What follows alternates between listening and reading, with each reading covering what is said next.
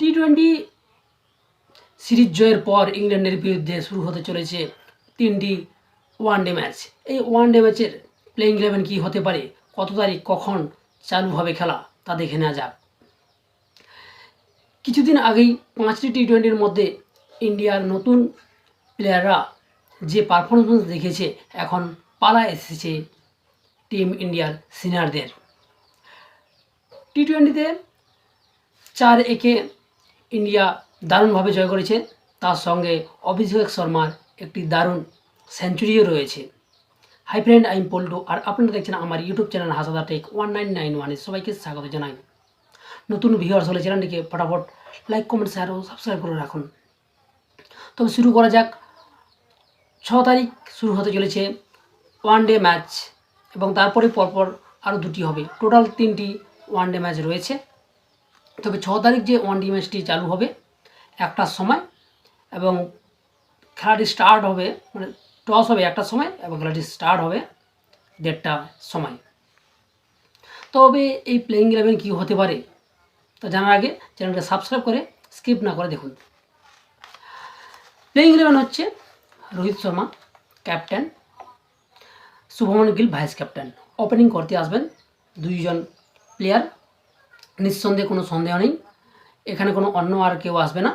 রোহিত শর্মা, শুভমন গিল হচ্ছে captain, vice captain.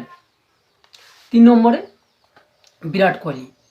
Virat Kohli টেস্টে এবং ডোমেস্টিক ক্রিকেটে কোনো পারফরমেন্স না করলেও বিরাট তার নিজস্ব জায়গা বহাল থাকবে। 4 নম্বরে গত বছরের যে শ্রেয়স আয়ার ওয়ানডে ম্যাচে যে পারফরমেন্স দেখিয়েছে, তার এই পরিপ্রেক্ষিতে শ্রেয়স আয়ার আসছে 4 নম্বরে। 5 নম্বরে সমস্যা রয়েছে একটু কিপারকে নিয়ে, উইকেট কিপারকে নিয়ে।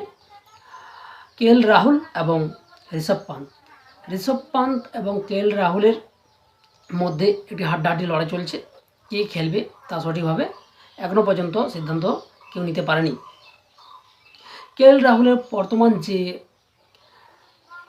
স্ট্রাইক রেট এবং যে পারফরমেন্স ঋষভ পান্তের থেকে অনেকটা এগিয়ে, তাই আমার মতে কেএল রাহুল অগ্রিম জায়গা পাবে।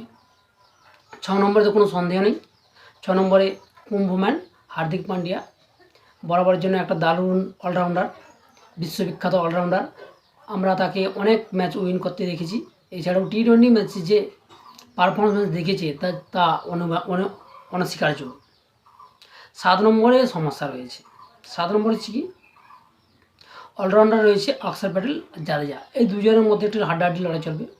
তবে অক্ষর প্যাটেল হচ্ছে 6 নম্বর বোলার হিসেবে থাকতে পারে, এবং অলরাউন্ডার হিসেবে জাদেজাকে আমি তেমনভাবে দেখছি না। আপনার মতে কে হতে পারে জাদেজা এবং অক্ষর প্যাটেলের মধ্যে, তা কমেন্টে জানান। অক্ষর প্যাটেল, আমার মতে অক্ষর প্যাটেল। 9 নম্বরে রয়েছে কুলদীপ যাদব বরাবরই তার বোলারের পারফরমেন্স দেখেছে। গত বছর যখন চান্স পেয়েছে তখনই কুলদীপ যাদব তার পারফরমেন্স দেখিয়েছে। 10 নম্বরে রয়েছে মোহাম্মদ শামি। সিরাজ আর জসপ্রীত বুমরা ম্যাচে থাকছে না। মোহাম্মদ শামি মোটামুটি টি-20তে যে পারফরমেন্স দিয়েছে, 3 উইকেট নিয়ে, মনে হচ্ছে ওয়ানডেতেও সে ভালো করবে। 11 নম্বরে সন্দেহ যেটা রয়েছে, অর্শদীপ সিং এবং হর্ষিত রানার মধ্যে একটি হাড্ডাহাড্ডি লড়াই রয়েছে। গৌতম গম্ভীর আশা করি হর্ষিত রানাকেই অগ্রিম বা অগ্রাধিকার দিবে। আমার মতে অর্শদীপ সিং একটি হচ্ছে বাঁয়াহাতি বোলার এবং ব্যাটিংও করতে পারে টুকটাক। টি-20 পক্ষে অর্শদীপ সিং একটি ভালো বোলার। ওয়ানডের ক্ষেত্রে যেহেতু গম্ভীর রয়েছে কোচ, সেই হিসাবে অর্শদীপ সিং এবং হর্ষিত রানার মধ্যে একটি হাড্ডাহাড্ডি লড়াই থাকতে পারে। আমার মতে অর্শদীপ সিং হলে ভালো হয়, বাঁয়াহাতি বোলার। তবে আপনাদের মতে হর্ষিত রানা এবং অর্শদীপ সিংয়ের মধ্যে কে হতে পারে তা কমেন্টে জানাতে ভুলবেন না, আর আপনাদের পছন্দের প্লেয়ারকে তা কমেন্টে জানান। খেলাটি শুরু হবে 1টার সময় টস হবে এবং 1:30টার সময় খেলাটি চালু হবে 6 তারিখ। ভিডিওটা ভালো লাগলে লাইক কমেন্ট শেয়ার ও সাবস্ক্রাইব করতে ভুলবেন না। দেখা হবে পরের ভিডিওতে অন্য এক নতুন ভিডিওর সঙ্গে। খেলার বিভিন্ন আপডেট পেতে চ্যানেলটিকে সাবস্ক্রাইব করে পাশে থাকুন।